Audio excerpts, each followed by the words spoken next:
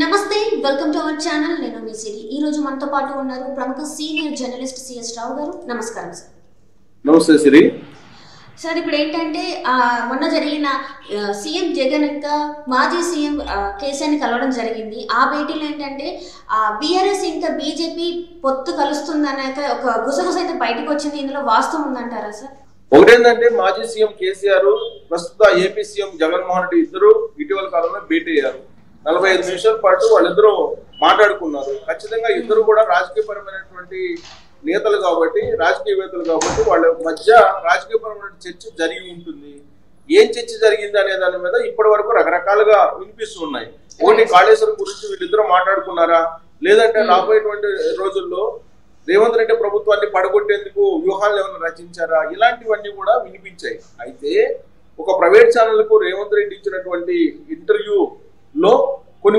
అంశాలను రేవంత్ రెడ్డి చెప్పడం జరిగింది ఆ అంశాలను బేస్ చేసుకుంటే కనుక రాబోయేటువంటి రోజుల్లో బీఆర్ఎస్ పార్టీ బీజేపీ రెండు పొత్తుతోటి లోక్సభ ఎన్నికల్లోకి వెళ్ళబోతున్నాయి అనేది వినిపిస్తుంది సో ఇక్కడ అసలు బీజేపీ బీఆర్ఎస్ పార్టీ రెండు పొత్తుతోటి వెళ్ళబోతున్నాయి అనేటువంటి విషయాన్ని రేవంత్ రెడ్డి బయట పెట్టడం జరిగింది ఒక రకంగా పరోక్షంగా కనుక చూస్తే అంటే జగన్మోహన్ రెడ్డి అలాగే కేసీఆర్ భేటీలో జరిగినటువంటి అంశం అదే అయి ఉంటుంది ఎందుకంటే లోక్సభ ఎన్నికలు సమీప భవిష్యత్తులోనే ఉన్నాయి సో 1-2 నెలల్లో రాబోతున్నాయి లోక్సభ ఎన్నికల్లో కనుక ఒకవేళ కనుక బీఆర్ఎస్ పార్టీ వెనక పడితే దాని భవిష్యత్తు ఉండేటువంటి అవకాశం ఉండదు ఒకటి రెండేంటంటే సో ఎన్నికల ముందు జరిగినటువంటి అసెంబ్లీ ఎన్నికల ముందు తెలంగాణ అసెంబ్లీ ఎన్నికల ముందు జరిగినటువంటి పరిణామాలను కూడా రివ్యూ చేయడం జరిగింది రేవంత్ రెడ్డి ఆ సందర్భంగా ఆయన కొన్ని అంశాలను రివీల్ చేసినటువంటి సందర్భంగా కాంగ్రెస్ పార్టీని ఓడించడానికి జగన్మోహన్ రెడ్డి ప్రయత్నం చేశారు ప్లస్ రేవంత్ రెడ్డి సీఎం గా కాకుండా చేయడానికి కూడా ప్రయత్నం చేశారు అనేది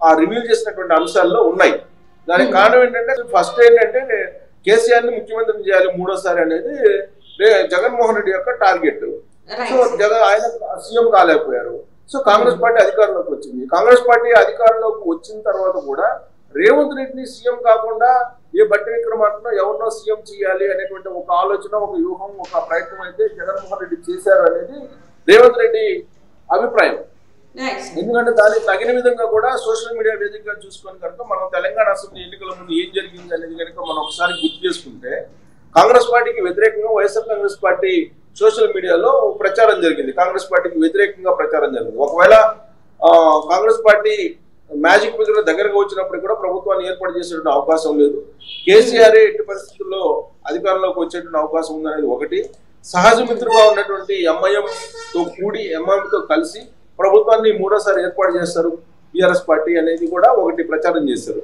దాంతో పాటు జగన్మోహన్ రెడ్డికి సంబంధించినటువంటి ప్రధానమైనటువంటి అనుచరులుగా ఉన్నటువంటి చెవిరెడ్డి భాస్కర్ రెడ్డి కానీ పెద్దిరెడ్డి రామచంద్ర రెడ్డి కానీ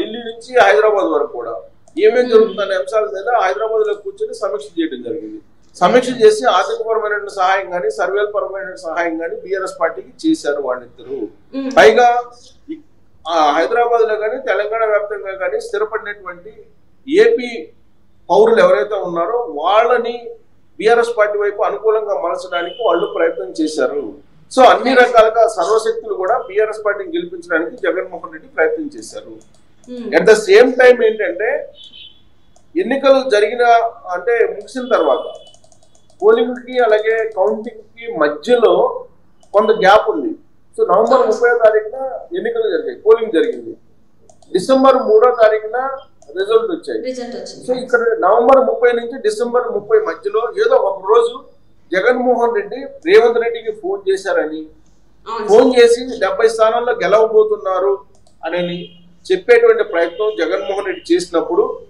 రేవంత్ రెడ్డి దగ్గర ఉన్నటువంటి ఒక అనుచరుడు ఆ ఫోన్ రేవంత్ రెడ్డికి ఇవ్వలేదని ఒకవేళ రేవంత్ రెడ్డికి ఈ సమాచారం చెప్పారా లేదా అనేటువంటి సందేహం అయితే ఇప్పుడు జగన్మోహన్ రెడ్డి కోటరీలో వినిపిస్తుంది ఇంకోటి ఏంటంటే రేవంత్ రెడ్డికి చెప్పారు జగన్మోహన్ రెడ్డి ఫోన్ లో మాట్లాడతారంట అని చెప్పి రేవంత్ రెడ్డి చెప్తే రేవంత్ రెడ్డి ఆ ఫోన్ రిసీవ్ చేయడానికి తిరస్కరించారు అనేది కూడా ఒకటి వినిపిస్తుంది అప్పట్లో వినిపించినటువంటిది సో ఇప్పుడు నవంబర్ 30వ తారీఖు అలాగే డిసెంబర్ 3వ తారీఖు మధ్యన ఏదో ఒక రోజు జగన్మోహన్ రెడ్డి ఫోన్ చేస్తే రేవంత్ రెడ్డి తిరస్కరించారనేది అప్పట్లో సోషల్ మీడియాలో వచ్చినటువంటి న్యూస్ అది సో దానికి ప్రతిగానే జగన్మోహన్ రెడ్డి కలవలేదు రేవంత్ రెడ్డిని అనేది కూడా ఒకటి వినిపిస్తుంది. సో ఈ ఫోన్ కాల్స్ వ్యవహారం. సో రేవంత్ రెడ్డికి కనీసం ఫోన్ చేసైనా విషయం చెప్పలేదు జగన్మోహన్ రెడ్డి అనేది ఇప్పుడు తాజాగా రేవంత్ రెడ్డి బయటికి తీసినటువంటి ఒక అభిప్రాయం ప్రైవేట్ ఛానల్కి ఇచ్చినటువంటి ఇంటర్వ్యూలో. కనీసం ఫోన్ కూడా చేసి విశేష చేయనంత శత్రుత్వం రేవంత్ రెడ్డి మీద ఎందుకు ఉంది జగన్మోహన్ రెడ్డికి అనేది ఇప్పుడు చర్చకు వచ్చింది. ఎందుకంటే దీన్ని రివీల్ చేశాడు రేవంత్ రెడ్డి రివీల్ చేసి కనీసం పక్కన ఉండేటువంటి రాష్ట్రాల సీఎం జగన్మోహన్ రెడ్డి కనీసం ఫోన్లో కూడా విష్ చేయలేదు.